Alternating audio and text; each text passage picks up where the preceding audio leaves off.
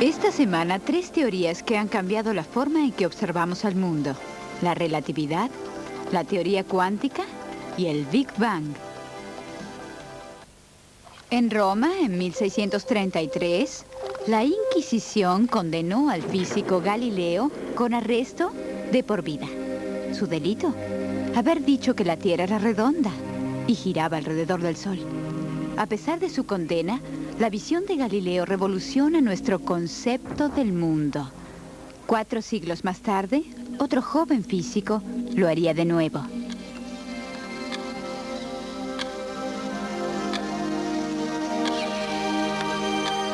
¿Quién hubiera creído que una de las revoluciones científicas más grandes de todos los tiempos la originaría un empleado junior en una oficina de patentes? En 1905, cuando tenía solo 26 años, el joven Albert Einstein formulaba una teoría que conmocionaría a la comunidad científica, la teoría de la relatividad. El concepto en sí mismo no era de Einstein. Provino primero de Galileo, físico y astrónomo y matemático italiano nacido en Pisa en 1564. Antes de Galileo se pensaba que para cualquier objeto, digamos un bote, existía solo un estado natural, el reposo.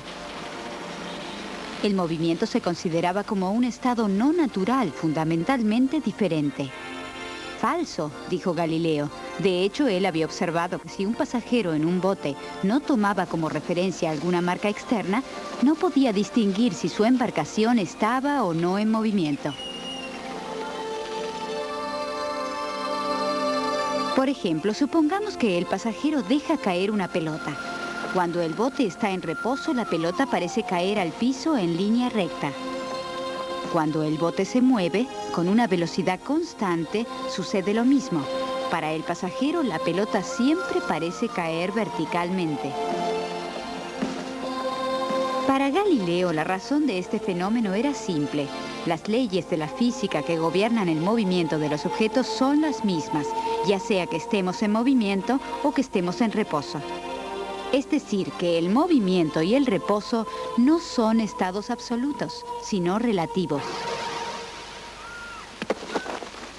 Cuando Einstein apareció en escena a principios del siglo XX, todos los objetos materiales parecían satisfacer esa teoría de la relatividad. Así, aunque la Tierra rota a una velocidad de 11 kilómetros por segundo, el suelo parece estacionario. Este explica por qué los niños pueden jugar con una pelota sin que caiga a metros de distancia. Desafortunadamente, existe una excepción a su teoría, el movimiento de la luz. En la época de Einstein, la aseveración bien fundamentada era que las ondas de luz siempre se trasladaban a la misma velocidad, independientemente del punto de observación. Sin embargo, Einstein sintió que solo esto contradecía el principio de la relatividad.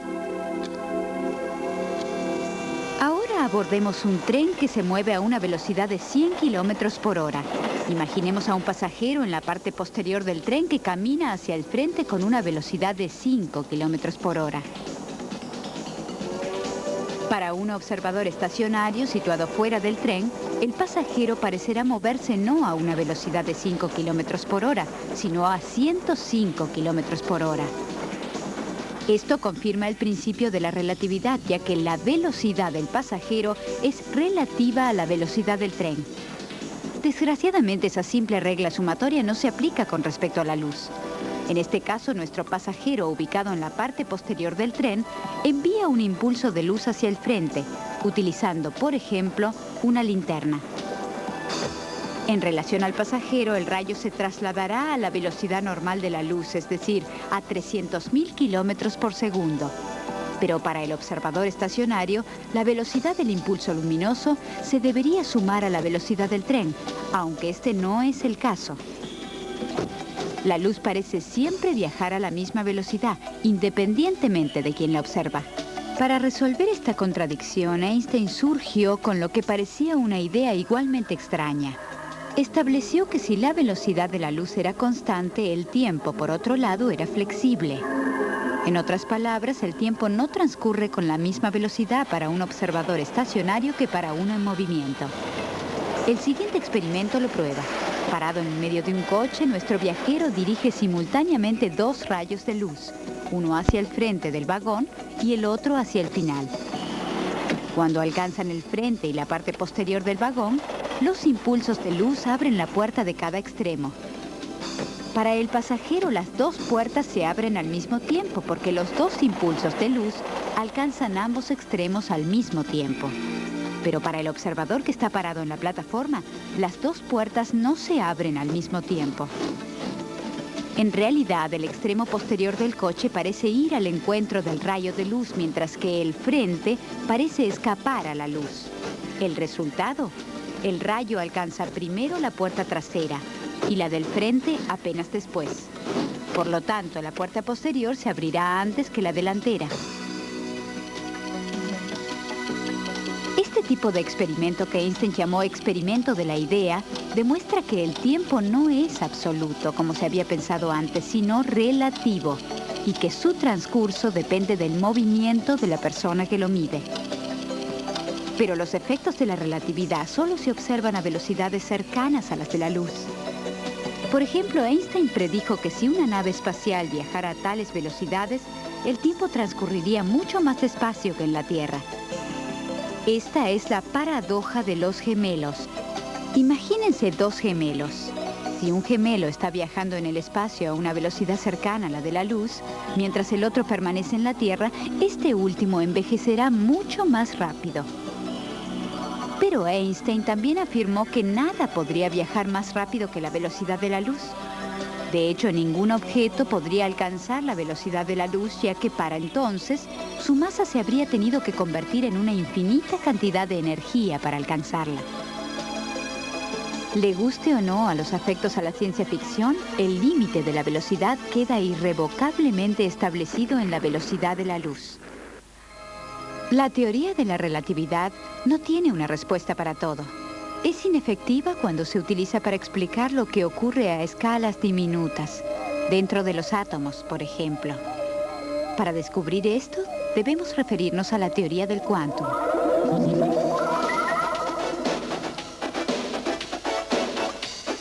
Existen dos tipos principales de fenómenos en nuestro mundo: la luz y la materia. ¿Pero qué son en realidad?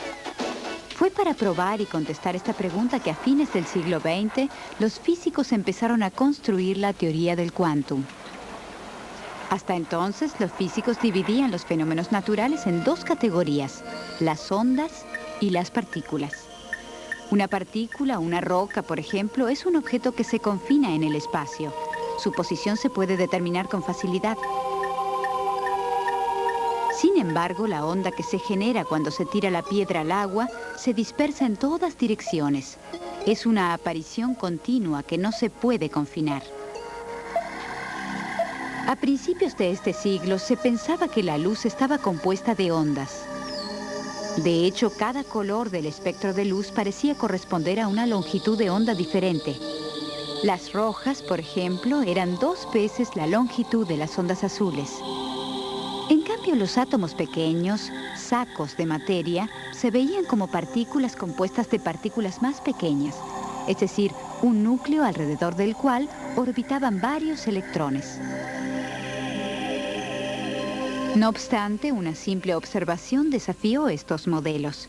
Si, por ejemplo, se calienta un bloque de hierro, según los físicos clásicos, debería emitir todo el espectro de longitudes de onda de la luz. Pero eso no es lo que se observa. De un color negro inicial, el bloque primero se hace rojo y luego blanco. Finalmente se vuelve ultravioleta. El bloque de hierro parece saltar de una longitud de onda a otra. Esto desafió a la física clásica. Para resolver el enigma, los físicos se vieron forzados a admitir que la luz se produce en forma de diminutas partículas de energía, los fotones. Cada fotón tiene un color distinto. Los sucesivos cambios de color en el bloque de hierro se deben al hecho de que a una temperatura dada, los átomos del bloque emiten principalmente fotones de un mismo color, que corresponden a esa temperatura. Pero los físicos también reconocieron que los mismos átomos no eran como los habían imaginado. Contrario a lo que creían, los electrones no tenían un trayecto fijo alrededor del núcleo de los átomos. Por ejemplo, en la superficie del Sol, los átomos colisionan violentamente. Estas colisiones envían los electrones atómicos a una órbita más elevada. Luego vuelven a caer en su órbita inicial, liberando un fotón de luz. Es pequeño, ya que el electrón subió un escalón y luego volvió a caer. Luego fue liberando cada vez una cantidad específica de energía. Un mismo electrón puede orbitar alrededor del núcleo siguiendo más de una trayectoria. Llevando su investigación un poco más allá, los físicos observaron que el número de trayectorias que puede tomar un electrón es de hecho infinito. En otras palabras, es imposible saber la posición de un electrón en cualquier momento determinado. Solo se puede evaluar su probabilidad de existencia en una ubicación específica. Esa probabilidad puede estar representada por una borrosa longitud de onda que flota alrededor del núcleo del átomo. Por estos descubrimientos se pensó que la luz era una onda que también se convirtió en un flujo de partículas. Y el electrón se creyó una partícula que también parecía poseer propiedades parecidas a las de la onda. Este nuevo concepto de la luz y la materia revolucionó el pensamiento científico, hasta que luego se pensó que en la naturaleza una misma causa siempre produciría los mismos efectos. Por ejemplo, un experimentado jugador de billar, conociendo la posición de la bola a la que está apuntando y ejerciendo una determinada fuerza sobre su guía, probablemente coloque su bola en la tronera. Pero si las bolas de billar desarrollaran una conducta cuántica, las cosas serían completamente diferentes.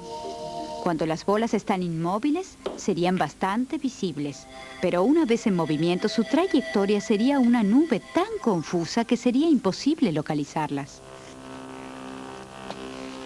Aún peor, las bolas pueden trasladarse en una dirección diametralmente opuesta a la deseada, dirigiéndose, por ejemplo, a 180 grados de la dirección elegida.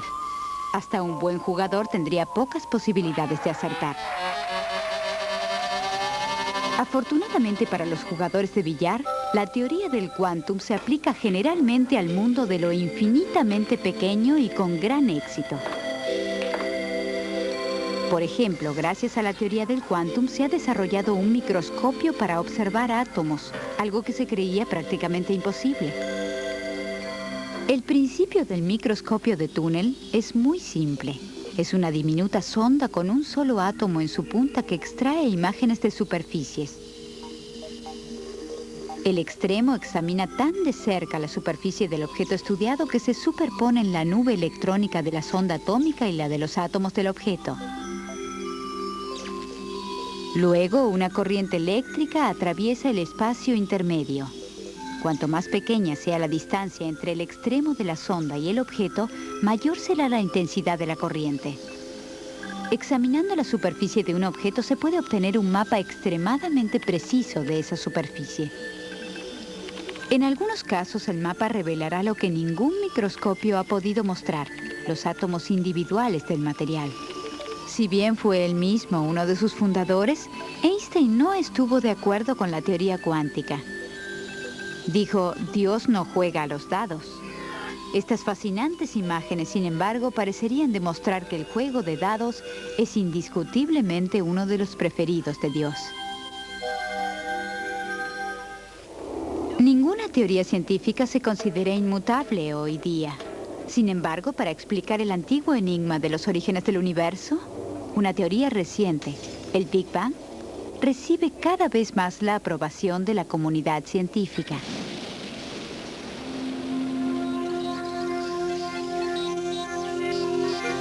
¿De dónde venimos? Una pregunta que el ser humano siempre se ha hecho. Los padres dirán a sus hijos que surgieron de la fusión de dos pequeñas células, el óvulo y espermatozoide. Sin embargo, los biólogos remontarán la evolución al primer ser vivo, la bacteria simple. Pero los físicos han ido mucho más allá en el pasado. De hecho, han formulado una teoría factible y coherente sobre el origen del universo. Según esta teoría llamada el Big Bang, el universo no existió siempre, por lo menos no como lo conocemos hoy. Habría comenzado a existir hace 15.000 millones de años, con una única explosión. Gigantesca en intensidad pero diminuta en tamaño, esa explosión habría creado el tiempo, el espacio y la energía que constituyen nuestro mundo. Para reconstruir el sorprendente escenario del nacimiento del universo, los científicos de todas las disciplinas unieron sus fuerzas. Los astrónomos encontraron la primera pieza del enigma. Se supo durante varias décadas que la mayoría de las estrellas, como el Sol, estaban agrupadas en inmensas constelaciones llamadas galaxias. Ahora las galaxias no están fijas en el cielo. Los investigadores, analizando los colores de su radiación, pudieron observar que todas las galaxias parecían alejarse de nosotros, y cuanto más lejos estaban, más rápido parecían alejarse. Este descubrimiento los condujo a la conclusión de que el universo se estaba expandiendo. Imaginen al universo como a un globo que se infla y las galaxias como puntos dibujados en su superficie. Observaremos que los puntos se alejan el uno del otro a medida que se infla el globo. Si estuviéramos parados sobre uno de esos puntos, parecería que los otros puntos se alejan de nosotros y los más lejanos lo harían más rápido. Eso es precisamente lo que está sucediendo con nuestro universo. ¿Por qué se está expandiendo nuestro universo? Para entenderlo, debemos imaginarlo de la forma inversa. Veríamos que las galaxias se acercan y eventualmente se unen en un solo punto, hace aproximadamente 15.000 millones de años. Este llevó a los científicos a suponer que el universo se originó de un punto diminuto y una extraña explosión. Sin embargo, para asegurarlo, se requirió una prueba más. Una de las más convincentes fue descubierta en 1964 por dos ingenieros electrónicos con los laboratorios Bell Telephone. Penzias y Wilson habían utilizado una radioantena especial de baja interferencia para intentar identificar la estática que interfería con las comunicaciones satelitales. Por accidente detectaron una suerte de sonido cósmico de fondo que parecía provenir de todas las direcciones del espacio. La radiación era de la misma naturaleza que la de las microondas de un horno para cocinar, pero era mucho más fría. Según Penzias y Wilson, la radiación debería ser una especie de eco de la primitiva explosión. Si los científicos pudieron reconstruir las condiciones del nacimiento del mundo, fue en parte gracias a los aceleradores de la partícula. Estos tremendos dispositivos bombardean la materia con energía, permitiendo a los científicos estudiar cómo se comporta la materia a temperaturas y presiones muy altas. Tales experimentos, junto con los cálculos de los físicos, nos permiten asumir que en el comienzo el universo era infinitamente pequeño, infinitamente denso e infinitamente caliente. Esta sopa burbujeante contenía las partículas elementales que formarían la materia y la luz. Pero la temperatura comenzó a descender y los acontecimientos se sucedieron los unos a los otros increíblemente rápido. En apenas una fracción de segundo, las partículas de materia llamadas quarks se combinaron para formar fotones y neutrones. 2 largos minutos después, los fotones y neutrones a su vez se combinaron para formar átomos. No obstante, debido a que era sumamente denso, el grupo cósmico se mantuvo levemente cautivo. El universo era entonces una masa opaca. Sin embargo, 100.000 años después de su nacimiento, la temperatura y densidad del universo habían disminuido considerablemente. Libres de ataduras de la materia, las partículas de la luz comenzaron a viajar por el espacio. Entonces el universo se volvió transparente. Esa gigantesca emisión de luz ahora enfriada es el origen de la radiación detectada por Penzias y Wilson.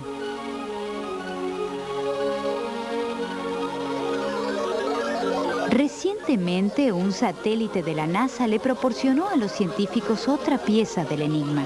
Involucra sutiles variaciones en la intensidad del sonido cósmico de fondo.